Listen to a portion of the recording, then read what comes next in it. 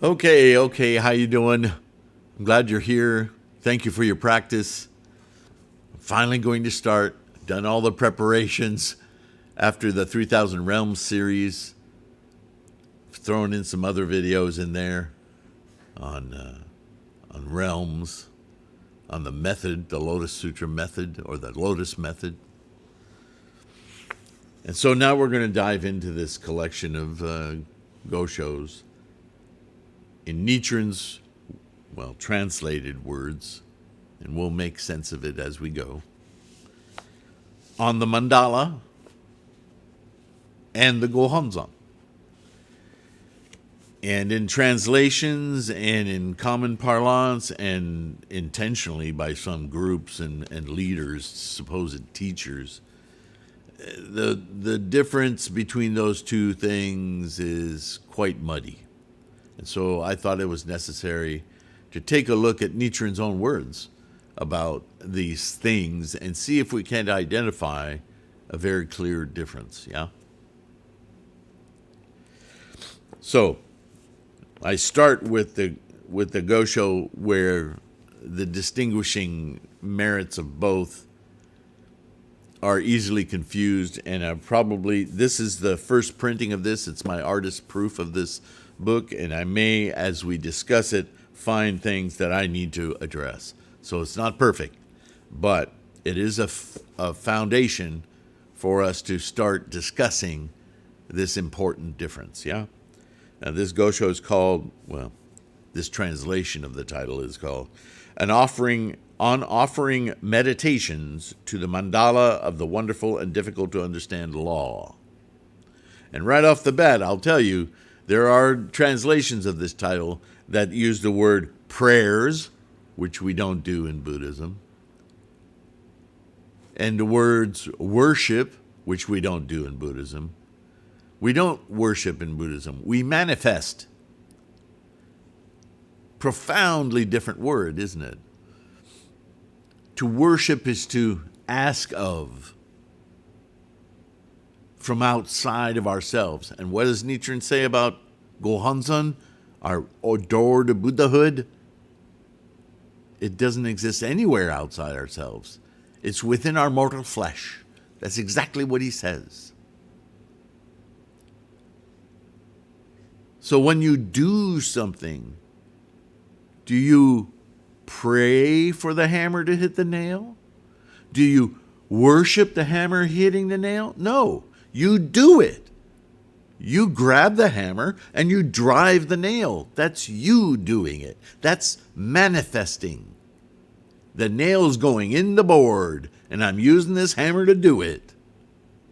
That's the mindset of a Buddhist. We're not magical. We're not mystical. When we do a meditation, you understand that it is you communicating with your mind. That is a meditation.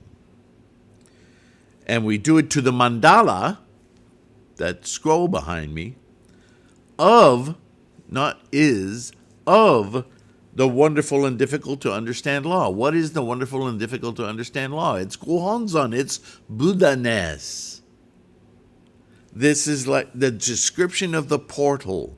We use this mirror, mandala, to penetrate Gohonzon Buddha-ness so that we can instantiate, out of all the potential energy in the universe, Buddhahood. Buddhahood is a convenient term to apply it to our samsaric apparatus, but it's Buddha we're experiencing. That's what the word is. It's not a person. Buddhahood is a person experiencing Buddha. Yes? So right there in the title, we're already confronting this slippery slope. On offering meditations, you communicating with your mind to the mandala, the mirror, so that you can instantiate the wonderful and difficult to understand law. There it is. If you understand what you're reading and the translations of what Nichiren was exploring, then it becomes obvious, yeah? I have a note in here. In yet another letter written to a woman, I think that's fascinating, Nichiren writes one of his most concise and direct descriptions of his great mandala and the essence of the timeless Gohonzon of Buddhahood. Sylvain. Well, I put my name there so you know that I'm saying that. That's not some other translator. It suggests something. English is funky. All right, so let's begin. I have offered meditations to the Gohonzon of Myoho Renge Kyo. First sentence, all of it's happening right there. I have offered meditations, right? As the title says, and mandala is Nichiren's, it's his renge, yeah? To the Gohonzon, my open mind of Buddha-ness, of Myoho Renge Kyo. Myoho Renge Kyo being my instantiation of that ultimate awareness, Gohonzon, of Buddha. Because I understand that though this mandala of Gohonzon has but 5 or 7 characters, it is the teacher of all Buddhas throughout the 3 existences and the seal that guarantees the enlightenment of all women.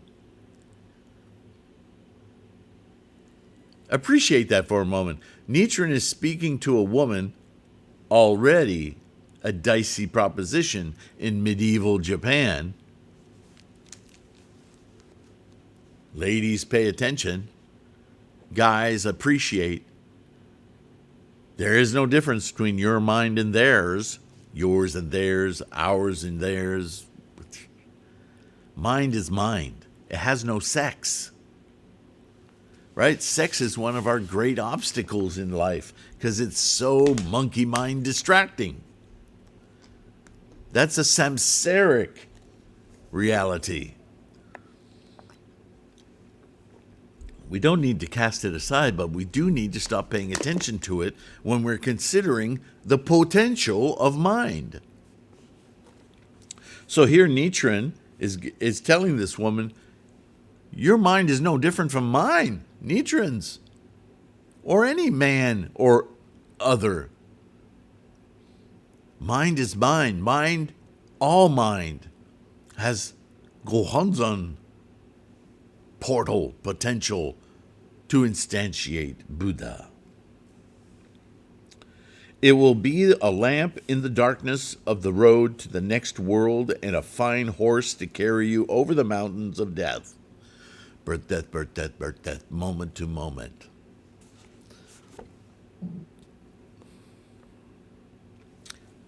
Momentum leaves a wake behind it and pierces into the future. Moment to moment. Don't get preoccupied with the wake, the baggage, the past. Move from this moment into the next with the right attitude and intent. That next moment can alter the entire trajectory of your life. Because you include more potential rather than being restricted by what you've witnessed of a little bit of your potential from the past. Open, closed, right? It is like the sun, and by the way, that's not unlike my analogy of the light in the attic, yeah? You make your way through the attic in the dark, you're aware of some things that you've run into and so forth, but you don't know what's going on in the rest of the attic, just what you're managing to navigate. That's how most people live life. When you turn the light on, suddenly, not only does a path become visible, but alternate paths that you never consider in the dark suddenly become visible. It's a lot like that. If you've practiced Buddhism for any amount of time, you know that that is a real experience. So he uses, well, there were no attics or lights in the attic in medieval Japan. maybe there were, but not the way that I'm discussing it, right? I don't want to argue about that. You know what I mean. So when he says a lamp in the darkness of the road to the next world, he's talking about life experience. And a lamp, that illumination is a constant theme, right? What is enlightenment, after all? Awakening. It's all about conditions of mind. So he goes on. It is like the sun and moon in the heavens or Mount Sumeru on earth. It is a ship to ferry people over the seas of suffering of birth and death. Moment to moment, birth and death. Every moment dragging the past along, stressing about it, anxious about it, releasing that attachment in favor of exploring the brand new potential. What a relief. What an excitement. What a completely immersive being. It is the teacher who leads all people to Buddhahood and enlightenment. Myoho Renge-kyo is the teacher, the method. Right? Look at the last video I did, the Lotus Method. There it is. He's talking about it. This great mandala, now he's talking about the mandala, has never yet been propagated anywhere in Jambudvipa in the more than 2,220 years since the Buddha's passing. This is new. This is a new insight and crystallization of my understanding of Shakyamuni's teachings. For 3,000 years now, I've created a mandala that is not spoilt by images or thingness. It's simply conceptual and focuses on the core of the teachings, the Daimoku, Namu Myoho Renge Kyo. He starts out by talking about it as the 5 or 7 characters. The prescription of medicine differs according to the illness. A slight ailment can be treated with ordinary medicine, but for grave illnesses, an elixir should be used. During the more than 2,220 years since the Buddha's passing, the people's illnesses of earthly desires and negative karma were not serious, and a succession of wise men appeared in order to act as physicians and dispense medicine appropriately as these illnesses required. People weren't as deluded as we are today. They didn't have all manner of propaganda, from cell phones to internet to televisions to radio to newspapers to books. The amount of information that modern humans, I was going to say digest, but we don't even digest it. It just goes right through us. It's so huge. When do we truly think about identity? We accept identity, we usurp identity from possessing these. I read that book. How many books on your shelf have you actually read, cover to cover? If you even have books, you know what I'm saying? How much of what you see on the internet or on your phone do you actually absorb or own? You just sort of superficially glide through whatever's trending. I'm not trying to insult you. I'm just saying that's the reality we live in. So to Nichiren's point, the medicine that we need has to be incredible to surmount that amount of distraction.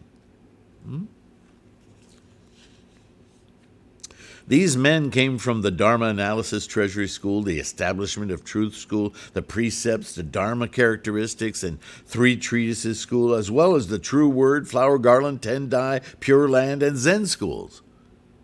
All with their prescriptions for trying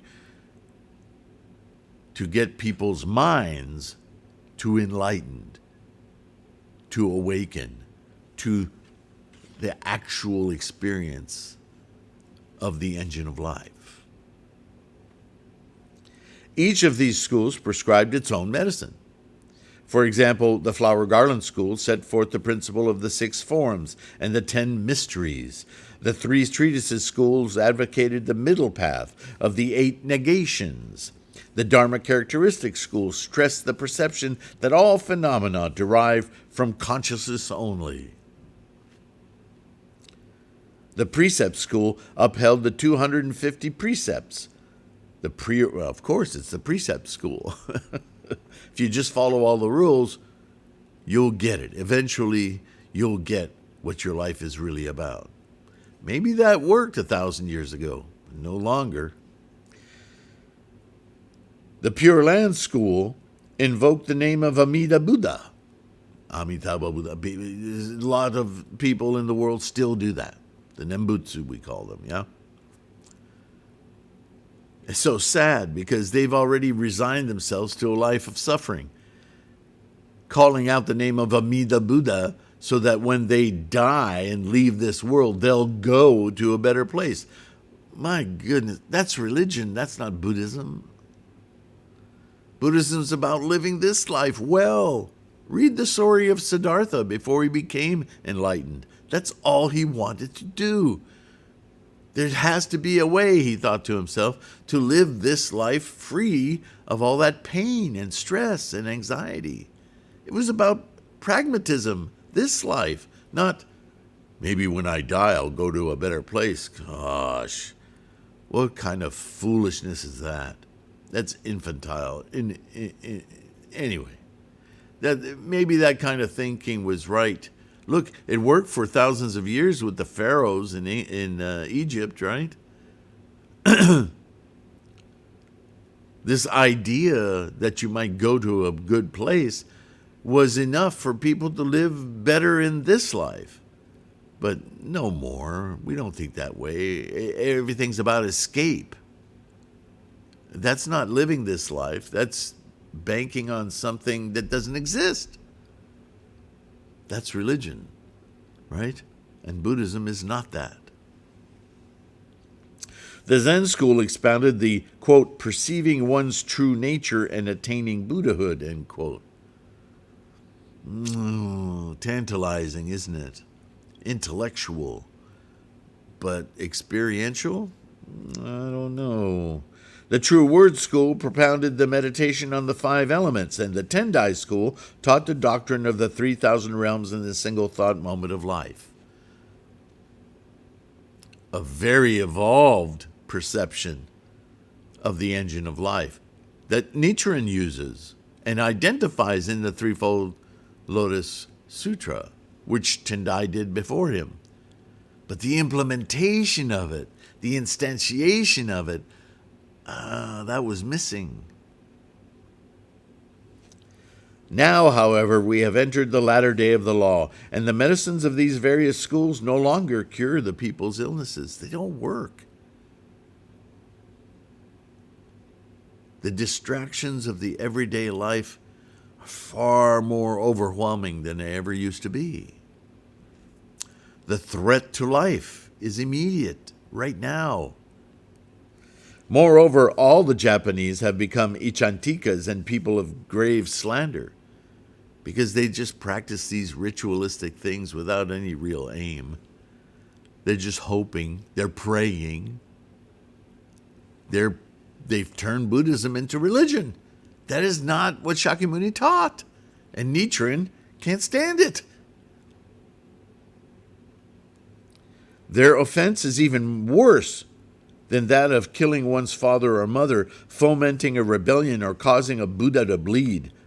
Japan is filled with individuals whose respective offenses exceed even those of one who were to gouge out the eyes of all human beings of a major world system, or raise all the temples and pagodas in the realms of the 10 directions. Consequently, the heavenly deities, the powers of the engine of life, glare down furiously upon our nation day after day, while the earthly deities tremble in continual rage. Nevertheless, all the people of our day have confidence in themselves to be without fault. It's not me that's causing all this terrible stuff, because I'm doing all the rituals and the finger pointing and the chants, and the mantras. And none doubt that they will be reborn in the pure land of Amida Buddha, or attain Buddhahood in their future, someday, somewhere, after I die, in 16 million lifetimes.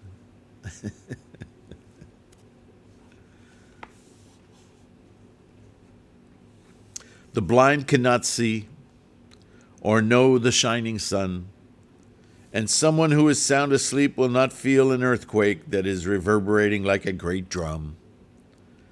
So too it is with all the people of Japan who do not realize their own offenses. The offenses committed by the men are heavier than those committed by the women. A little bit of social structure making itself known there. But Nichiren is saying this because at the time, women, their lives were pretty much dedicated to following their men. So women are committing the offenses too, but they're being led by men who, as Nichiren is stating, because it's their responsibility, should be doing this much more with much greater awareness, and they're not. So, not inappropriate to say, yeah, get it? In like manner, the nuns' offenses are heavier than the laymen's, and the monks more serious than the nuns. So again, he's showing structure. There are leaders. There are people whose positions puts them in a responsibility to steer the people beneath them correctly, and they're not. So everyone's guilty, but those who are taking the leadership position to guide the others, their offenses are greater because they're not even taking their responsibility to heart. They are misguided, so how could the people who follow them be any less misguided, yeah? Among the monks, the offenses of those who observe the precepts are worse than those monks who violate them, and those of learned monks are graver still. Such monks are like those with white leprosy among lepers, and among those with white leprosy, the most malignant. Made his point, yeah? Then, what great physician or what efficacious medicine can cure the illnesses of all people in the latter day of the law, for you and I? They cannot be cured by the mudras and the mantras of the Thus Come One of Mahavarachana, the 48 vows of the Thus Come One Amida, or the 12 great vows of the Thus Come One Medicine Master. Not even his pledge to heal all ills. Not only do such medicines fail to cure these illnesses, they aggravate them all the more, because they supply more delusions to get attached to. Shakyamuni Buddha, the Lord of Teachings, brought together the Thus Come One many treasures and all the emanation Buddhas of the 10 directions, and left one elixir, the 5 characters of Myoho Renge Kyo, for the people of the latter day of the law. He refused to entrust it to any of the bodhisattvas, such as Dharma, Wisdom, Forest of Merits, Vajrasattva, Universal Worthy, Manjushri, Medicine King, and Perceiver of the World Sounds, let alone to Mahakashyapa, Shariputra, or any other persons of the 2 vehicles, Sarvakas, Pratyekabuddhas, Hinayanists.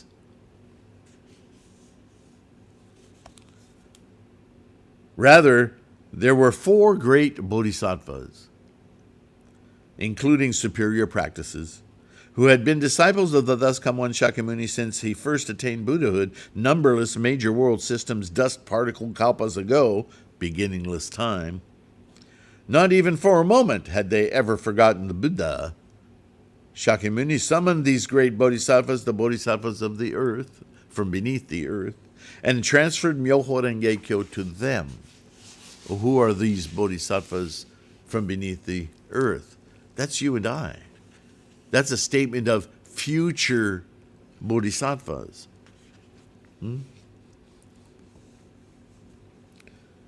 A woman who takes this efficacious medicine will be surrounded and protected by these four great bodhisattvas at all times.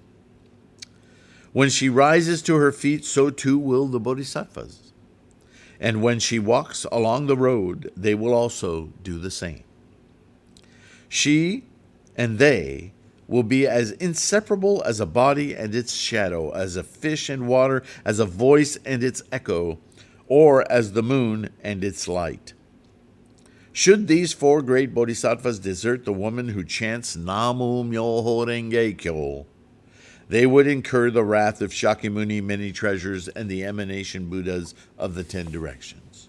You may be certain that their offense would be greater than even that of Devadatta, their falsehood more terrible than Kokalika's.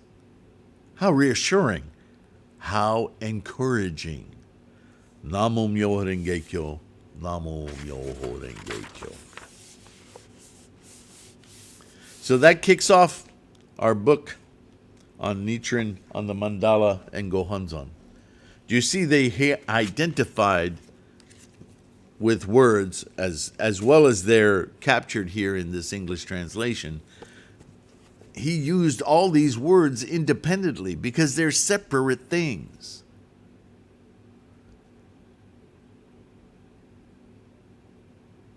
This mandala that he created as the synthesis of his understanding and as the universal tool that we should all endeavor to use to capture our errant monkey mind into focus,